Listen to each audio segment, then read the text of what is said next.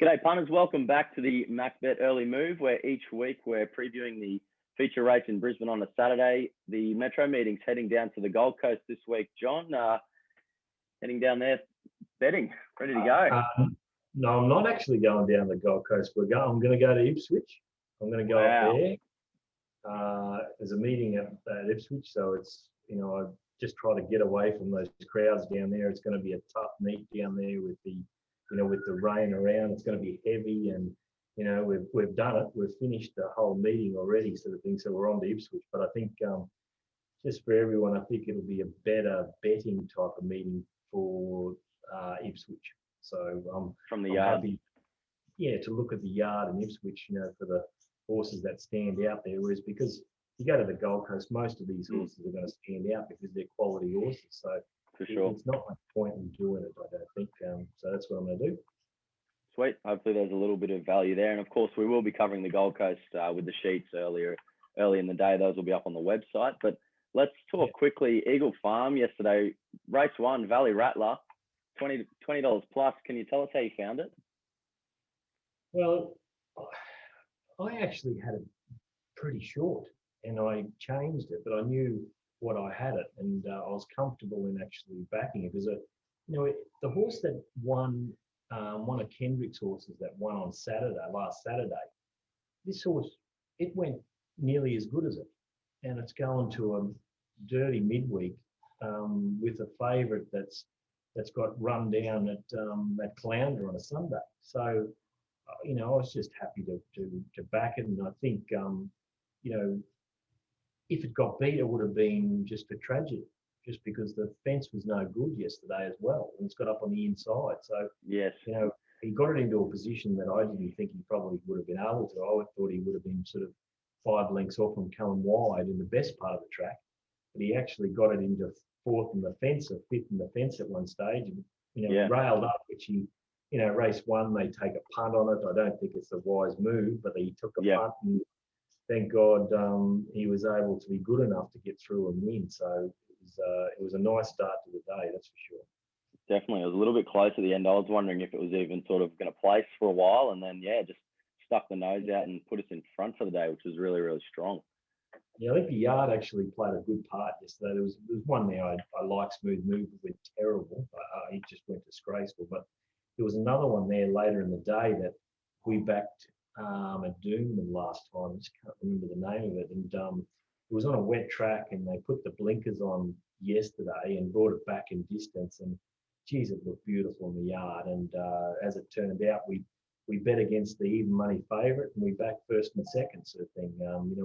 It does, I think all of the clients that get the audio, would have been happy, whereas the other blokes, we went 4 units each way the second one, whereas for the audio, we sort of split it, and we found the winner at around about $6 or $7, which was good.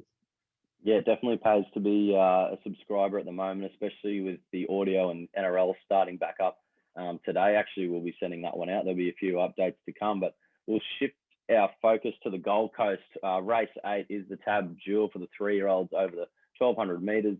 Rails in the true, and the track's a heavy 8 at the moment. How are you going to play the track? I think the track down there with the rail out has been playing leaderish. So I don't think you need to get out wide, right out. But I think that 4 to 8 lane is going to be the right spot, So that's where I'm looking for. I don't really want to be on too many leaders, just because I think they might puncture you on the wet track. They're going to have a fair bit of fitness under their belt to be able to get through this track, I would say. So I'm looking for strong horses that are going to be, if they're in 1,200 metre races, I'm looking for 1,300 metre horses. So that's how I'm going to play. For sure, and I can see you wearing the Little Birdie Millions shirt there, which was probably the last time we had a significant meeting at the Gold Coast, and it looks like a similar story with the short price favourite, Golden Runner, that Black Soil Bloodstock as well. Miami Flesh 2.05. I'll run through the market before we get into this. Kisakano's $4.80, Apache Chase $10, Mass Destruction 13s, Simply Fly 18s, Ruby July 20s, and yeah, the rest $21 plus. Let's start with the favourite out of barrier 10 with Rod On. Is it deserving to be that price? Oh, on a dry track, possible.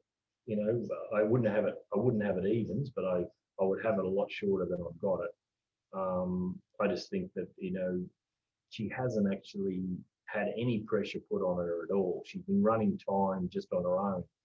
Now, on a wet track with a little bit of pressure put on her, I just want to see her do it or fight on. And I just think there's a fair bit of pressure going to come, a little bit of pressure on the inside and some pressure, you know, putting some pressure on out wide after about, you know, 50 metres, 100 metres. They're going to have to do something, these horses drawn wide. So I don't think she's going to get it all her own way, and I'm happy to go down with the ship. I'm sort of sticking my head out in the chopping block here, but because I think she's a nice horse, but yeah, I think this is one day that we can possibly get it beat. Might be a bit vulnerable. The second one in the market, Kisakano, $4.80 currently. Can see you've got this one top pick. Yeah, I think it's going to be very hard to beat. You know, the breed are, you know, going back to Miami Fleece as well. The breed are a little bit iffy on the wet. You know, they're no stars, and on both sides, they're no stars. You know, I'm not saying they can't handle it, but they're no stars. Whereas Kisakano's won on the wet before. It's the breeder usually suspect as well, but she has proven it that she's been able to handle wet tracks. And thought the other day she looked well in the yard, but she was going to take improvement out of the run. You know, she looked a hell of a lot better than she did at Eagle Farm when we were plotting her. And she raced good the other day. She was wide and she was working, and she come to the line the last little bit well. And I think she just completely thrown in at the weights, at the set weight type of race, and I think she's going to be very hard to beat. There's a couple others here at decent odds that you've got in the top few. Mass Destruction, $12. Maloney on. Chance. Yeah, went good. Well, you know, went better than we thought it would go the other day. It was one of the horses that was short in the market, and we didn't really have it there, or it got out in the market out to somewhere where we had it, but it raced good. It tried hard. It went to its best. Now it's either going to come off that, or it's come back a better horse and it's going to improve. Now I'm taking the punt that Golan's horses do improve. So maybe it's come back a better horse this time in, and with all the pressure up front, it's going to be the one sort of hitting the line pretty good. He's just got to get away from that inside part of the track somehow, Maloney. But you know, just put your faith in him. He's he's riding good. He's ridden a couple a little bit iffy lately, but he has been riding quite good, and I think it's got a good chance. Miami Fleece was the third pick, and fourth pick you've got the Munster runner Boom Nova. It's 20-1 currently. Yeah, it went good when it won here last time. Well, I think it was the last time it was here. It sort of got back in the field and was pushed wide and kept coming down the straight. It only fell in, but you know, it was a good win, I think. And then I think it did stay at the Gold Coast, and it ran along pretty quickly in front and just was vulnerable the last little bit. Now it's going to need some luck from the bad gate, but it is $26, and that's not too bad odds.